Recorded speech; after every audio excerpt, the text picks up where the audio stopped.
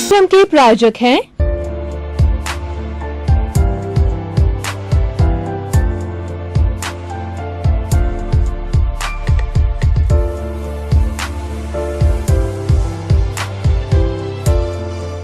नमस्कार श्रोतागण, channel 24 news plus के खास कार्यक्रम पुनरुत्थान में आप सभी का स्वागत है, अभिनंदन है, सत्कार है।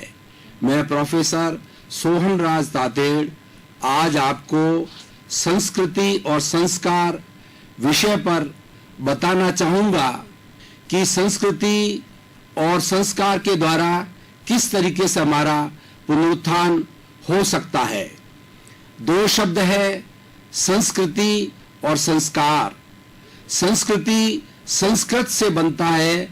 संस्कृत का अर्थ होता है कि व्यक्ति सभ्य है, सिविलाइज्ड है, उसको संस्कृत सुसंस्कृत कहा जाता है और सुसंस्कृत से ही संस्कृति बनती है। संस्कृति का अर्थ होता है हमारा एक ऐसा सामाजिक परिवेश जिसमें हम जीते हैं और जिसमें हम सभी मिलकर के उस समाज का अच्छा निर्माण करते हैं। संस्कृति के माध्यम से हम सभी के जीवन का विकास हो सकता है। जब से मानव जाति सुसंस्कृत बनी है, सिविलाइज्ड बनी है, तभी से संस्कृति की आवश्यकता पड़ती है और संस्कृति हमारी धरोहर है। संस्कृति को हम 3 भागों में बांट सकते हैं, हमारी प्राचीन संस्कृति, वर्तमान संस्कृति और भविष्य की संस्कृति। जो संस्कृति हमारे पूर्वजों ने बनाई है और एक अच्छे समाज का निर्माण करके हमारे पूर्वज लोग ने जीवन जिया है, वो प्राचीन संस्कृति हो गई। और वर्तमान की जिस संस्कृति में परिवेश में हम जी रहे हैं वो हमारी वर्तमान की संस्कृति है। और जैसा संस्कृति का हम निर्माण करेंगे, आने वाली पीढ़ी उस संस्कृति से माध्यम से अपना जीवन जिएगे, वो आने वाली भविष्य की संस्कृति कहलाएगी। संस्कृति is a way of life, is a art of living, it is a science of living. संस्कृति के बिना पूरा समाज एक अच्छा जीवन यापन नहीं कर सकता है। और जहाँ की संस्कृति अच्छी होती है वहाँ आपसी सौहार्द होता है और उस संस्कृति में जीने वाले सभी व्यक्ति, सभी प्राणी आनंद से रहते हैं और सुख से रहते हैं।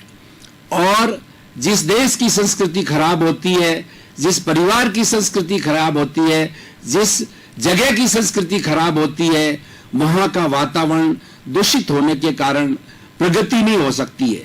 इसीलिए पुनरुत्थान करने के लिए, हमारे जीवन को अच्छा बनाने के लिए, सुख की प्राप्ति के लिए और आनंद से जीवन जीने के लिए एक अच्छी संस्कृति की आवश्यकता होती है।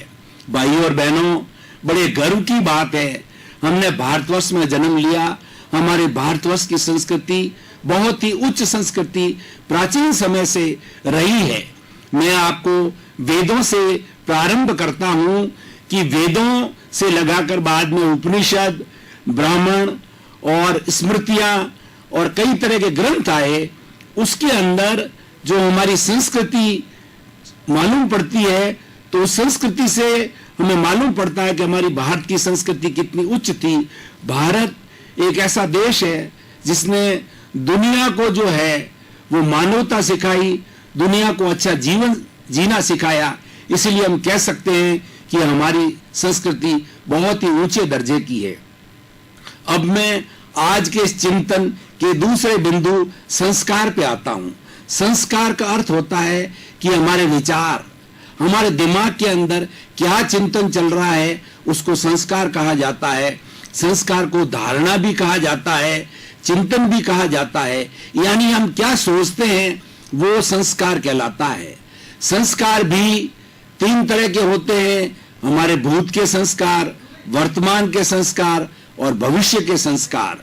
हमने अपने पूर्व जन्म के अंदर हमारे जो पूर्व लोग थे उनसे किस तरीके से चिंतन का आदान प्रदान किया, किस तरीके के उनके आचार विचार थे, उस आचार विचार का जो है असर हमारी इस पीढ़ी पर पड़ता है और हम किस तरह का आचार विचार, रहन सहन, चिंतन देते हैं, उसका प्रभाव हमारी आने वाली पीढ़ी पर पड़ता है। संस्कार मनुष्य के लिए एक बहुत ही उपयोगी चीज है। मनुष्य जो है इस संसार का सर्वश्रेष्ठ प्राणी है और प्रकृति के अंदर जितने भी प्राणी हैं उन सब में सर्वश्रेष्ठ मनुष्य होने का कारण यह है कि मनुष्य चिंतनशील व्यक्ति है, मनुष्य के पास में तीव्र बुद्धि है, मनुष्य के पास में मन है, मनुष्य के पास में प्रज्ञा है और मनुष्य के पास में उच्च स्तर की आत्मा है। तो जिसके पास में अच्छा चिंतन होता है वो अच्छी तरह से सोचता है और उस चिंतन के द्वारा दूसरे को सुख पहुंचा सकता है। संस्कार ऐसे होने चाहिए जो कि हमारे जो परिवेश के अंदर, हमारी सोसाइटी में, हमारे समाज के अंदर जो लोग हमारे साथ में रहते हैं उनके अंदर उस चिंतन के द्वारा किसी को कोई कष्ट न हो, वो सबसे अच्छा चिंतन और संस्कार कहलाता है। आज का समय हम देखें तो संस्कार जो है मनुष्य जाति में बिगड़ते जा रहे हैं क्योंकि खान पान, रहन सहन और जीवन शैली जो है बिगड़ चुकी है। इन सबका प्रभाव जो है संस्कार पर पड़ता है।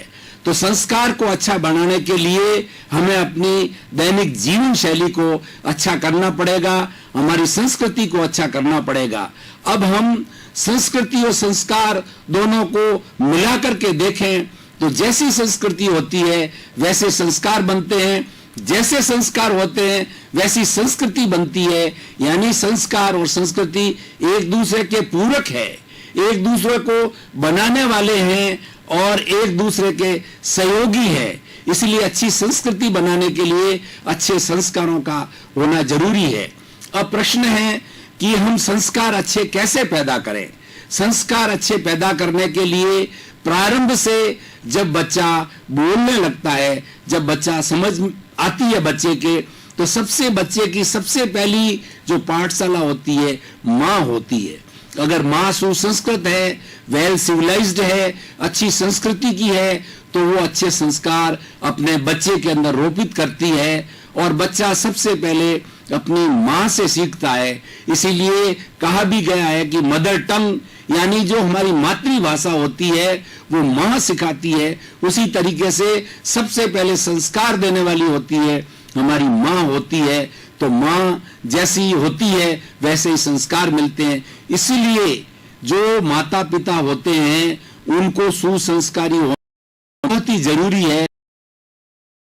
संस्कार जो है बच्चों में अच्छे दे सकें। अब हम प्रारंभ करें कि संस्कार घर से प्रारंभ होते हैं। श्रोतागण, अब ब्रेक का समय हो गया है। अब हम थोड़े से ब्रेक के बाद के अंदर आप यहीं रुके रहिए और यहीं विराजे रहिए और ब्रेक के बाद में तुरंत हम पुनः इसी विषय के ऊपर चिंतन करेंगे।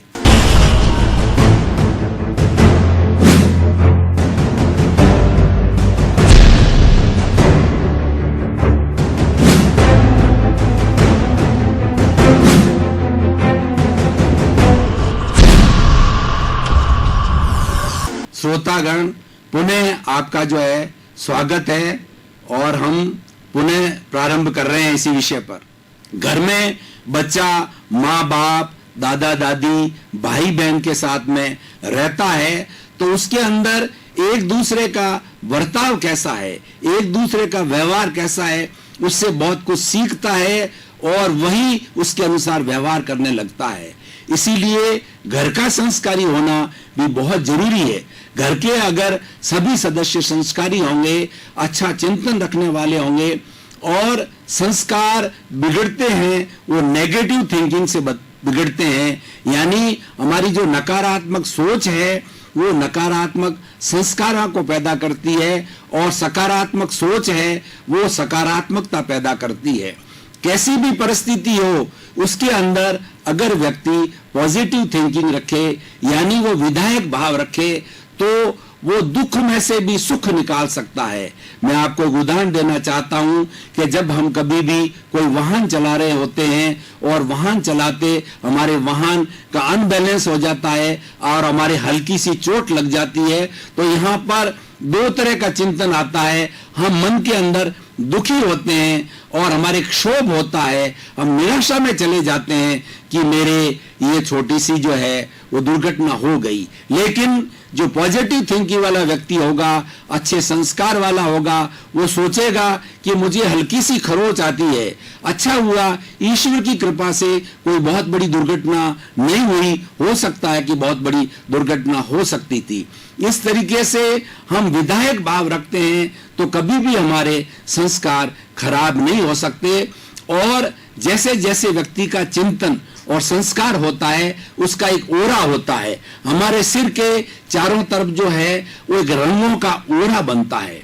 जैसे चिंतन विधायक होंगे या नेगेटिव पॉजिटिव होंगे, वैसा ओरा आभा मंडल बनता है। और उस आभा मंडल से जो व्यक्ति का पता लग जाता है कि वो व्यक्ति सुसंस्कारी है, कुसंस्कारी है। आपने कभी देखा होगा भाई और बहनों, किसी अच्छे व्यक्ति के पास में, किसी महात्मा के पास में हम जाकर बैठते हैं तो हमें महसूस होता है, शांति महसूस होती है और सुकून महसूस होता है, और हमको ऐसा लगता है कि हम ऐसे वातावरण के अंदर आ गए हैं जहां पर कि हमें सुख की प्राप्ति होती है। ऐसा क्यों होता है? इसका कारण यह है कि जो महात्मा जिसके पास हम बैठे हैं वह सुसंस्कारी है, उसके दिमाग के अंदर अच्छा चिंतन चल रहा है। इसलिए मनुष्य के लिए एक संस्कार बहुत ही उपयोगी और जरूरी चीज है, और इस संस्कार का प्रशिक्षण है हमें अपने घर से ही देना चाहिए। और उसके लिए सबसे जरूरी हमारी जो बाल पीढ़ी है उसको प्रारंभ से ही सुसंस्कारी करना चाहिए। कैसे खाएं, कैसे बैठें, कैसे उठें, सारे अच्छे संस्कार उसको दिए जाना चाहिए। और सबसे बड़ी बात है कि हम जिस प्रकृति में जी रहे हैं वो प्रकृति माँ है, वो हमारा संरक्षण करती है, वो हमारा पोषण करती है। तो उस प्रकृति के जो नियम हैं उसके अनुकूल चलें। प्रकृति के क्या नियम है कि सूर्योदय के पूर्व उठ जाना चाहिए, ताकि कि उस समय के अंदर जो प्रकृति एक बहुत बड़ी एनर्जी देती है, बहुत बड़ी शक्ति देती है, वो शक्ति सहज ही हमारे दिमाग में, हमारे शरीर में आ जाती है। ये पूरी प्रकृति है, पंचभूतात्मक है। पृथ्वी, जल, अग्नि, वायु और आकाश, इस पंचभूतों से ये प्रकृति बनी हुई है, ये सृष्टि बनी हुई है। इसके अपने नियम हैं, उन नियमों का पालन करना सुसंस्कार कहलाता है। उदाहरण के लिए मैं बात कहूं आपको कि हमें जो अच्छा पानी किसी तालाब में पड़ा है या किसी भी टंकी के अंदर पड़ा है पानी को, उसको हम अपने स्वार्थवश कहिए या कुसंस्कारों के लिए कहिए उस तालाब के पानी गंदा करते हैं, तो ये कुसंस्कार कहलाते हैं। क्योंकि हम प्रकृति के साथ में अन्याय कर रहे हैं। हमारी प्रकृति, जितने भी ये जीव है, प्राणी इस प्रकृति के अंदर, उन सब प्राणियों के लिए प्रकृति के पास में भरण पोषण करने के लिए पूरी व्यवस्था है। लेकिन उसके अंदर अनेकों प्राणी रहते हैं और सबसे सुसंस्कृत और सबसे सुसंस्कारी प्राणी है मानव है। उसको प्रशिक्षण दिया जाना चाहिए संस्कारों का। इसीलिए आज का विषय रखा है कि अच्छी संस्कृति को पैदा करने के लिए, अच्छी संस्कृति की उत्पत्ति करने के लिए किस तरीके से जो हम क्या टूल्स अपनाएं, क्या साधन अपनाएं कि हमारी संस्कृति अच्छी हो जाए, उसके लिए अच्छे संस्कार होने जरूरी है। बच्चा थोड़ा बड़ा होने लगता है तो उसको संस्कार दिए जाने चाहिए कि दूसरे के साथ के अंदर बुरा व्यवहार नहीं किया जाए, अपने घर में जो बड़े व्यक्ति है उनका सम्मान किया जाए, उनको प्रातः उठ करके प्रणाम किया जाए। और जैसी हमारी भारतीय संस्कृति है जो कि ईश्वर में विश्वास करती है, आत्मा में विश्वास करती है, उस संस्कृति के अनुसार हमें प्रातः उठ करके एक छोटे बच्चे को, बालक को प्रारंभ से ही संस्कार दिए जाने चाहिए कि ईश्वर के नाम का स्मरण करो, कि ईश्वर सर्वव्याप्त है और वही हमें जो अच्छा जीवन देता है, सुख से रहने के लिए आशीर्वाद देता है। और सबसे बड़ी बात है कि बच्चे को जन्म देने वाले उसके माँ बाप होते हैं, उसका भरण पोषण करने वाले होते हैं। तो उसको प्रारंभ से ही संस्कार कि तुम तरीके से जो है वो मेहनत करके तुम्हारी हर सुविधा को जुटा रहे हैं, शिक्षा की दृष्टि से तुम्हें बड़ा, तुम्हारे भरण पोषण की दृष्टि से, तो उनको ये संस्कार दिए जाने चाहिए बच्चे को प्रारंभ से ही कि तुम जो है अच्छा बन करके अपने बच्चों के साथ, माता पिता के साथ अच्छा व्यवहार। अब हम जो बात कह रहे थे, जीवन शैली का हमारे संस्कारों से बहुत बड़ा संबंध जुड़ा हुआ है। आज चारों तरफ हम देख रहे हैं कि छोटी युवावस्था में ही बीपी, शुगर, ब्लड प्रेशर और एंजाइटी और हार्ट, कितनी कितनी तरह की बीमारियां जो है छोटी उम्र में हो रही है। इसका कारण यह है कि हमारी जीवन शैली बहुत दूषित हो गई है और हम जो प्रकृति के नियम है उसका पालन नहीं करते हैं। समय से उठना, समय से खाना, समय से सोना और एक समय में एक ही कार्य करना, ये हमारी प्रकृति के नियम है। उन प्राकृतिक नियमों का हम पालन नहीं करते हैं, उसी कारण से हमारे संस्कार बिगड़ते हैं और संस्कार बिगड़ने से संस्कृति बिगड़ती है। श्रोतागण, आज जो हमने इस भारतीय धर्म दर्शन विषय पर बहुत गहन चिंतन, मनन, निध्यासन किया, उसको आज हम यहीं पर विराम दे रहे हैं। के प्रायोजक हैं